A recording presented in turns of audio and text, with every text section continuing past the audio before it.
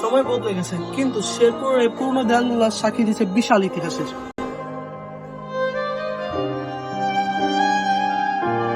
আজ আমরা দাঁড়িয়ে আছি শেরপুরের বিখ্যাত জমিদার বাড়ির আঙিনায়।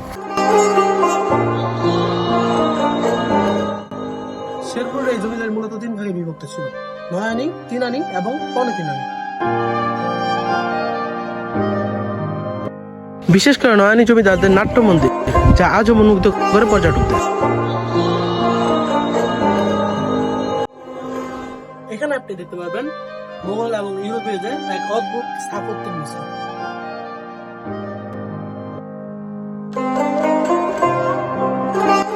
যদিও রক্ষণাবেক্ষণের অভাবে আজ অনেক কিছুই ধ্বংস হয়ে গেছে।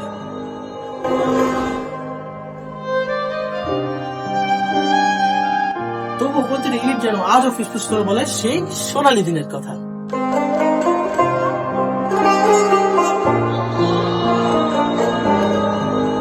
শেরপুরের এই ঐতিহ্য আমাদের গৌরব। ইট পাথরের এই স্মৃতিগুলো হারিয়ে যাওয়ার আগে তো চলুন ঘুরে আসি একবার ইতিহাসের পাতায়।